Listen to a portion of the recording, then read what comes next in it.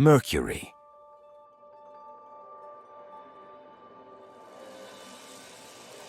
Mercury formed when gravity pulled together swirling gas and dust to form a small planet closest to the Sun. The planet changed its appearance as asteroids and comets crashed into its surface, just like our Moon. Venus.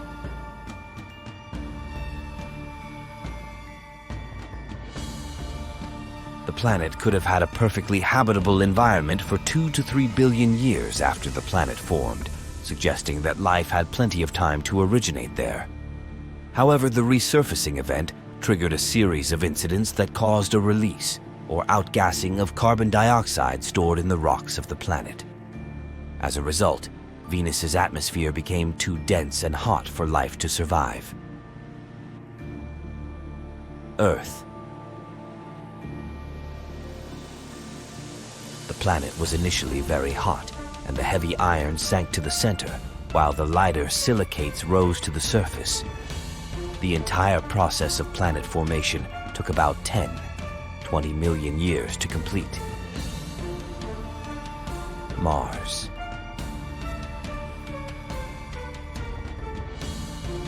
Mars probably had a dense atmosphere that kept the planet warm enough for water to flow over the surface. Liquid water could probably have existed on both Venus and Mars at the same time. Jupiter.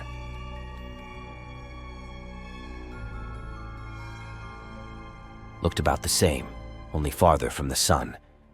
It was one of the first planets in the solar system.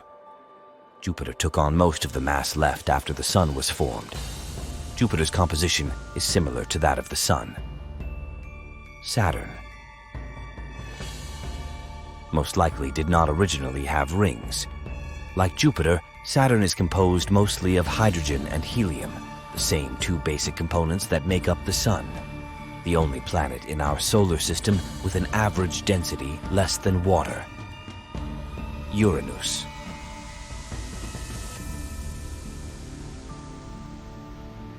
Uranus probably formed closer to the Sun and moved to the outer part of the solar system about 4 billion years ago.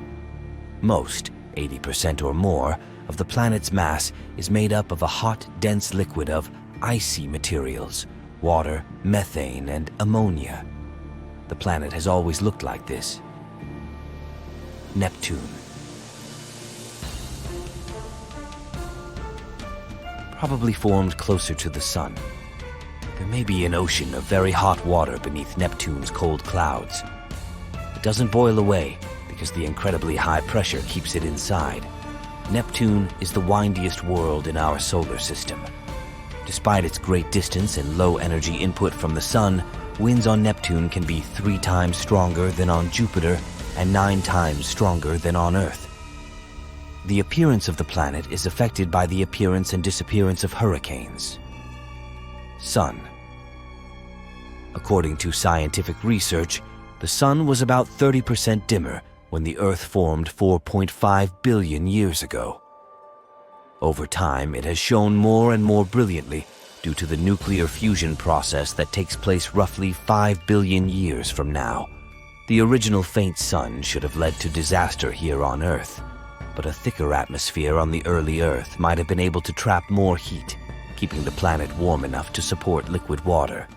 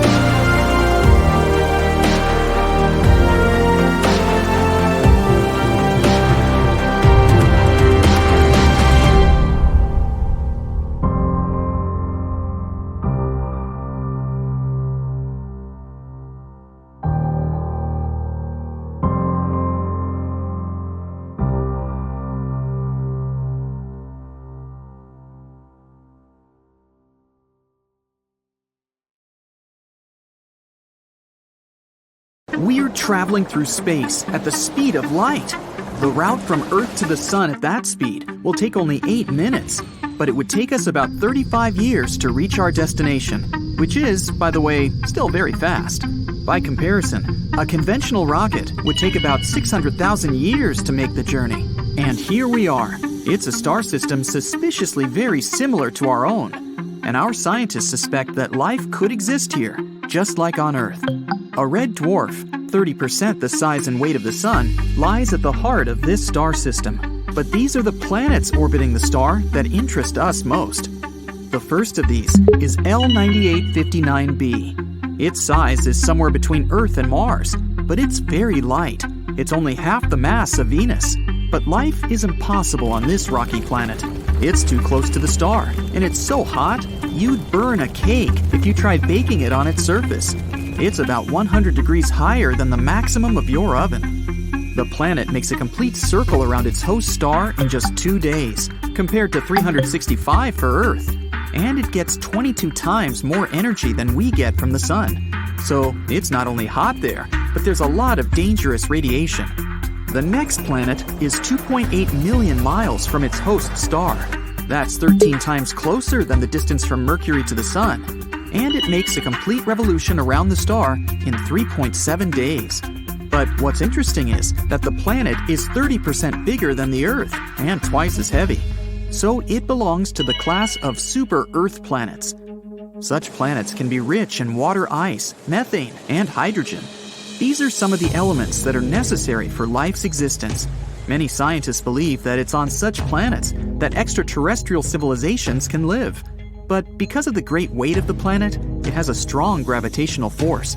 So these civilizations may not be able to fly into space because it's harder for them to get out of the gravitational trap of a super-Earth planet. However, life isn't possible here because the planet is still too close to the host star. And just like in our solar system, the 2 nearest planets are too hot. But the third planet looks more promising. L9859d. It's almost twice as heavy as the Earth and 50% bigger. Scientists have calculated that about a third of its mass could be water. For comparison, the mass of all water on Earth is only 0.02%. The presence of water is the main condition for the emergence of life. But we can only guess where the water might be. It could be on the surface, but high temperatures can turn large oceans into giant clouds of steam. But water can also be contained in the groundwater below the surface. Well, we can't know that for sure yet. Let's move on to the next planet in the star system. This newly discovered planet is of the Super Venus class, L9859e. It's a rocky planet 3 times the size of Earth. The Super Venus class means that the planet is heavy enough to have an atmosphere, but the conditions there are more like a greenhouse. Different gases fill the atmosphere there. Star rays pass through them to the planet's surface, reflect off it, and rise upward. But the dense gases don't let them leave the atmosphere, so the planet gets hotter and hotter. This is the greenhouse effect that we try so hard to avoid on Earth. On top of that, the stellar wind carries water vapor and other elements from the upper layers of the atmosphere into outer space. Life cannot exist on such a planet, nor could it ever originate, just like on Earth's twin sister, Venus. So far, all the planets we've looked at are outside the habitable zone of the host star. That's the sweet spot at a perfect distance from the star. Not too close so that the planet isn't too hot and the water there doesn't evaporate instantly. And not too far away, so that the planet doesn't look like a cold desert. And planets B, C, D, and E are too close to the host star. But there's another hypothetical planet F in this star system, located right in this sweet spot. This super-Earth candidate is 2.5 times heavier than our home planet. So we have hopes that it's a rocky world, just like the other planets in this star system. The weight of planet F is enough to have a dense atmosphere, and the temperature on its surface should be suitable for water to exist there in liquid form. The planet makes a complete circle around its host star in 23 days, which literally means it's New Year every 3 weeks. It isn't very likely, though, that there's a civilization there that celebrates it. Indeed, the very existence of this planet is very doubtful, because we still have no direct evidence. All the other planets have been discovered by the transit method. That's when we point our telescopes directly at a star and watch its brightness change. When there's a slight drop in the star's brightness, that's when a planet has passed between us and the star, like this dot. We have a short period of time while the planet is in the background of the star to determine its size and speed. Sometimes we can observe such transits of Mercury and Venus on the solar disk. And there are at least 29 potentially habitable planets out there in distant space that can observe Earth in the same way. About 1,715 stars within a few hundred light years are perfectly located for it. Each star has planets around it, but only 29 of them are in the habitable zone. So there really could be life and an intelligent extraterrestrial civilization out there. If so, they could point their telescopes toward the sun and see a small dot pass across the solar disk. And they could have been making these observations for at least the last 5,000 years. So they could see how our civilization was born and how we evolved. Moreover, these planets are close enough to pick up our radio signals and even television broadcasts. But it works both ways. Radio signals travel through space at the speed of light. We mastered this technology about 100 years ago. So if there really is a civilization out there somewhere, we would pick up their signals too. But so far, it hasn't happened. So we have no proof of the existence of life on these planets. The discovery of a star system like L9859 is very important to us because we're always looking for life outside of our solar system. And super Earth-class planets are even better suited for the origin of life than planet Earth itself. Such planets are sometimes called superhabitable. So some scientists think that Earth is a good place for life, but not the best. Superhabitable planets would have to be 30% larger than Earth and twice as heavy. This would create stronger gravity, which would make the atmosphere on the planet denser and with a higher concentration of oxygen. This in turn would raise the average temperature on the planet to a perfect 77 degrees Fahrenheit, so plants would thrive there. Also, stronger gravity makes the surface of the planet flatter, so there might be more oceans there than on Earth. This would make aquatic life much more diverse. The host star also plays a very important role. It should be smaller than the Sun. The bigger the star, the more of its fuel it burns. This means that the lifespan of such stars is much shorter. For example, the lifespan of the Sun is about 10 billion years, but a red dwarf can live up to 30 billion years. More time, more opportunity for the birth of life and evolution. So far, scientists have discovered 24 superabundant planets, but that still doesn't mean that there is life there for real. But some scientists believe that there are already at least 36 advanced civilizations in our galaxy, besides Earth. They've searched for similar worlds on the star map. First, we find stars that look like the Sun among about 100 billion stars throughout the galaxy. Now we choose from them those that are rich in iron. Such stars burn at the perfect temperature and help the planets around them gain an iron core and become Earth-like. Now let's pick relatively young stars from this pile, because when they get older, they expand and either absorb the planets around them or burn them up. One last thing, let's find planets in this pile that are in the habitable zone of the star. And voila! 36 worlds may be inhabited by some unknown civilization. But we won't know for sure until we get in touch with them. Okay, quick space riddle. Why is the search for life in the universe like a tree? Because you're always looking for a place to plant it. You know, plant it, planet. Okay, settle down.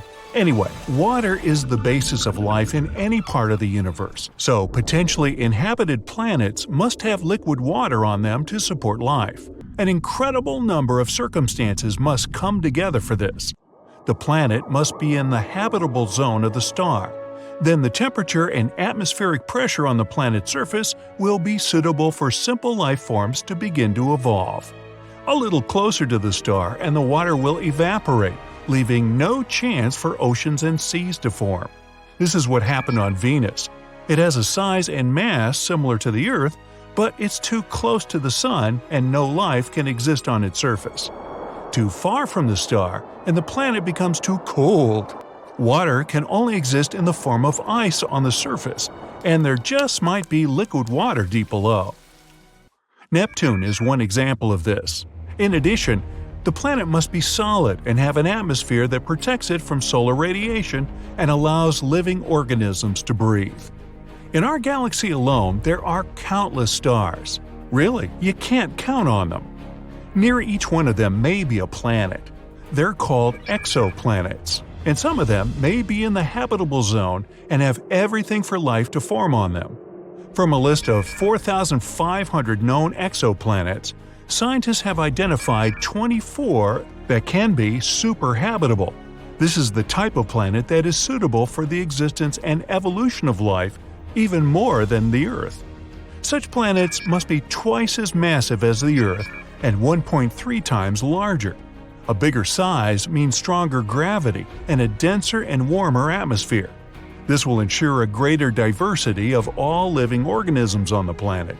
In addition, we should pay attention to the host star around which the superhabitable planets will orbit, and there should be a McDonald's nearby. Ideally, it should be smaller than the Sun and have a lifespan of at least 15 to 30 billion years. For comparison, the lifespan of the Sun is under 10 billion years, and it took about 4 billion for complex life forms to appear here. Stars such as the Sun can simply run out of fuel before life can develop on its exoplanet. Scientists suggest focusing on dwarf stars. They're smaller and less luminous than the Sun, but their lifespan can be between 20 and 70 billion years. This will give living organisms enough time to develop and evolve. Climatic conditions on superhabitable planets will also be different. The average temperature should be 8 degrees Fahrenheit higher than on Earth, and there should be more water in the form of clouds, liquid, and humidity. These conditions are the most favorable for biodiversity, so the whole planet would be looking like tropical forests on Earth. All 24 candidates for the title of Better Than Earth, are more than 100 light-years away from us, and with the advent of the new generation of telescopes, we'll probably be able to find out exactly if there is life there and if the conditions there are suitable for humans. Now, let's take a look at the potentially inhabited exoplanets. Teegarden B. It's an exoplanet that orbits a red dwarf star about 12 light-years away from the solar system. Typically, red dwarfs can emit flares that blow away the atmosphere of the planets in its orbit. But this host star is calm and relatively passive. Teegarden B has almost the same mass as the Earth. It makes a complete circle around its star in about 5 days. Yep, you got it right. A year on Teegarden B is less than a week on Earth. Hold on to your hats.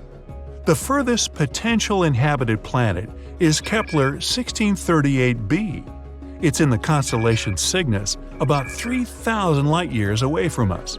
It belongs to the Super-Earth class. It's twice as wide and 4 times as heavy as our home planet. The gravity on it will feel much stronger. Even a normal jump will be much harder for you than on Earth. Although, if this planet is really inhabited, local life is used to such conditions. LHS 1140b. This planet is very rocky and solid. Although its size is only 40% larger than the Earth, it's 7 times as massive. It has a strong gravity of 3.25 Gs. For comparison, when you take off on an airplane, you experience an overload of about 1.5 Gs. So on this planet, you'd barely be able to stand on your feet. Because of its large mass, this planet has a thicker atmosphere, and because of the greenhouse effect, its temperature can be above 19 degrees Fahrenheit, and it rotates around its star quite quickly. It makes a full circle in just 24 days.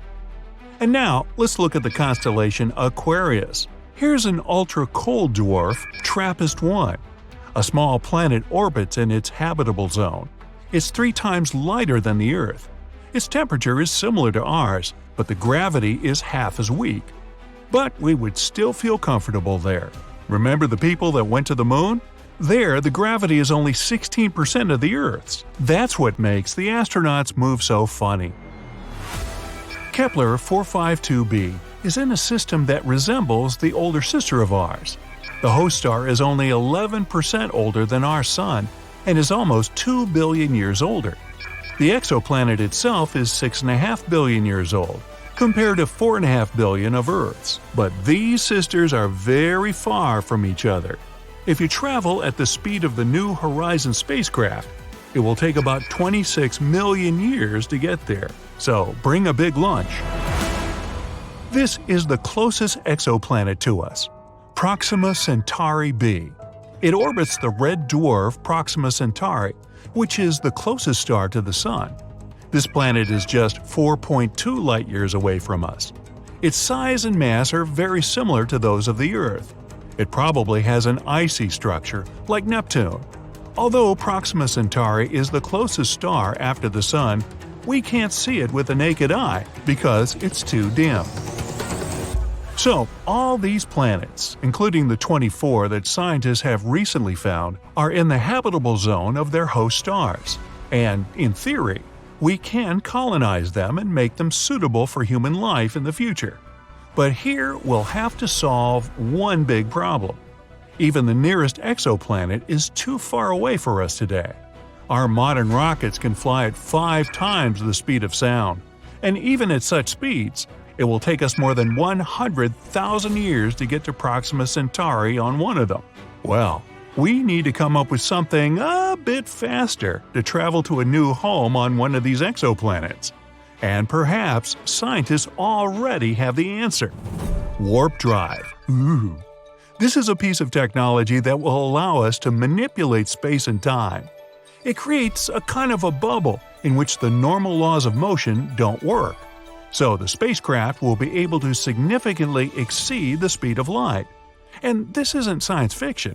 Humanity already has such technology, although just in theory yet. It's Alcubierre warp drive. And no, I didn't make that up. Since no object that has mass can travel at the speed of light, we need to do one trick. The spacecraft has to move by compressing the space in front of it and expanding it behind it. Thus, not only the ship is moving, but also the space-time inside this warp drive bubble. And the maximum speed can be 10 times that of light. But to warp the space-time, the ship must be incredibly large.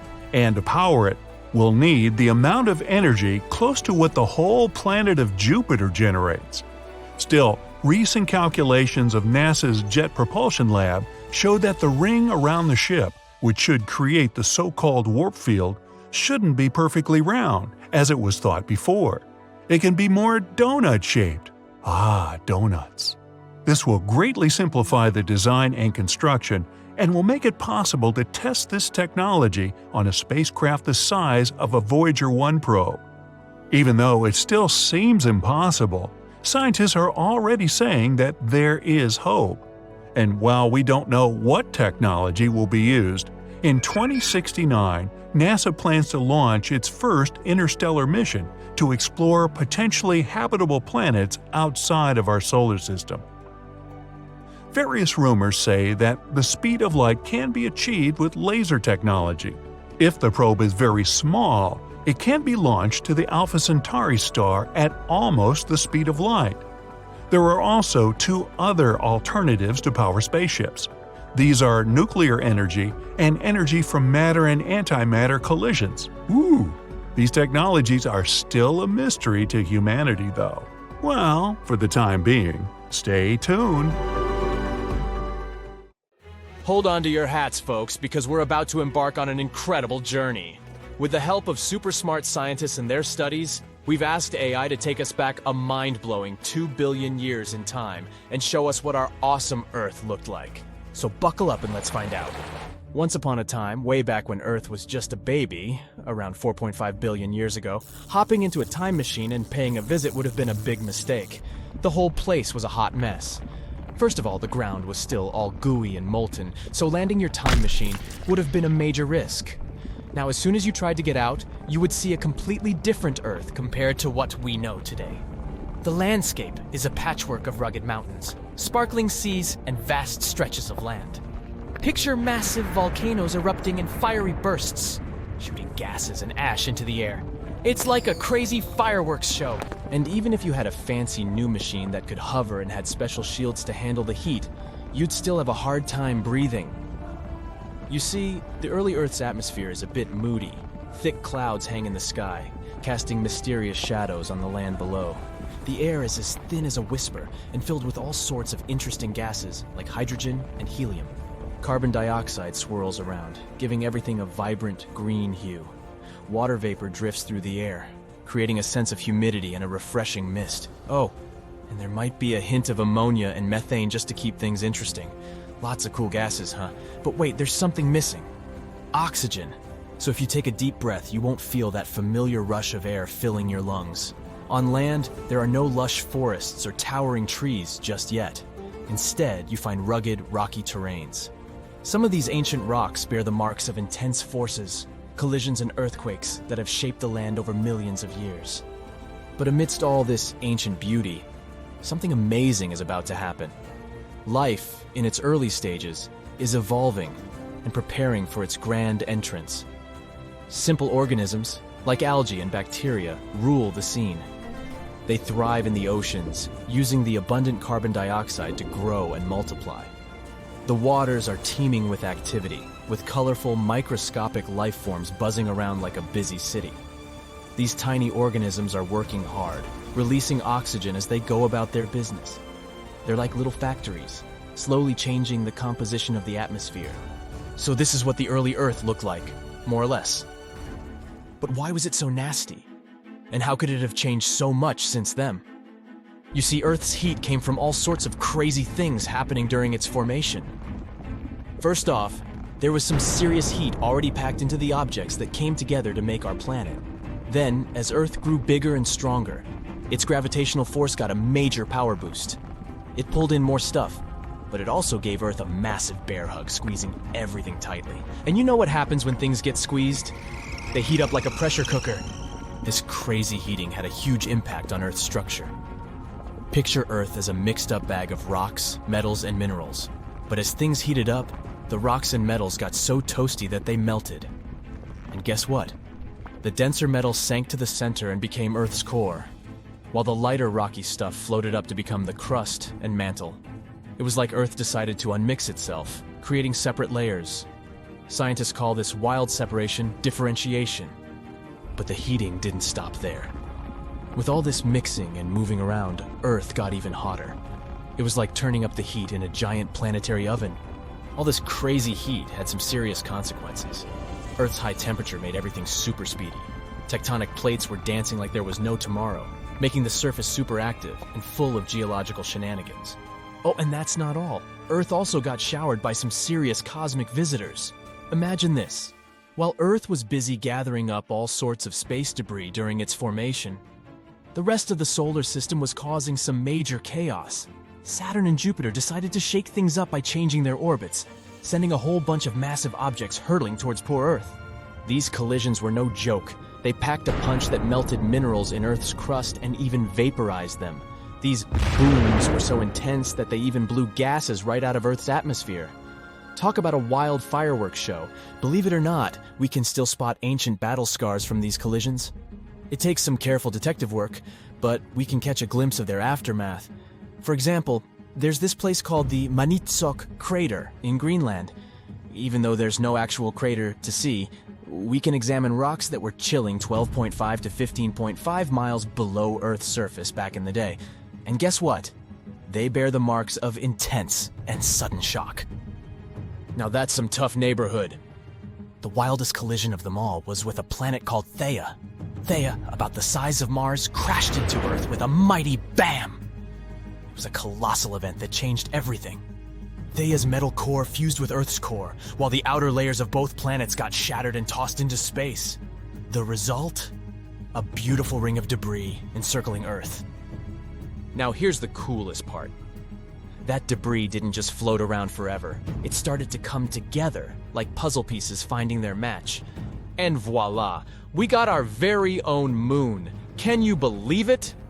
And this incredible moon-making process might have taken as little as 10 years or even less. Crazy, isn't it? Scientists call this whole moon-forming extravaganza the giant impact hypothesis. So next time you gaze at the moon in the night sky, remember that it's actually a huge chunk of our own planet. And by the way, Earth also had quite the adventure trying to create its atmosphere. In the beginning, our planet's first attempt at an atmosphere didn't go so well. It had a thin layer of hydrogen and helium that came along with all the stuff it gathered. But those gases were like sneaky escape artists and decided to float away into space. Bye-bye, gases! Luckily, Earth didn't give up. It went for a second round, and this time it was much more successful. Volcanic eruptions came to the rescue. They spewed out all kinds of gases like water vapor, carbon dioxide, and a whole bunch of other funky ones. Even meteorites and comets joined the party, bringing lots of water and nitrogen to the mix. Earth's atmosphere was becoming quite the party. But here's the funny thing. There was no oxygen to be found during this second experiment. Nope, not a single breath of it. The oxygen that was produced by the sun's rays splitting water molecules got gobbled up by chemical reactions faster than you can say, oxy-bummer. It wasn't until Earth's third experiment came along, life, that things started to change. Photosynthetic organisms took center stage and used all that carbon dioxide in the air to make their food. And guess what? They released oxygen as a sidekick. Eventually, the organisms started belting out so much oxygen that it overwhelmed the reactions, and it began to fill up the atmosphere. It took a while, though, and it wasn't until about 350 million years ago that we got the oxygen levels we have today. About 21% of the air we breathe. So, from fiery volcanoes to mysterious oceans, this glimpse into the past reveals an Earth vastly different from the one we know today. It's fascinating to explore the ancient landscapes and imagine the early stages of life taking shape. Thanks to AI, we can catch a glimpse of Earth's remarkable history and appreciate the wonders of our ever-changing planet. So, stay tuned for more interesting journeys.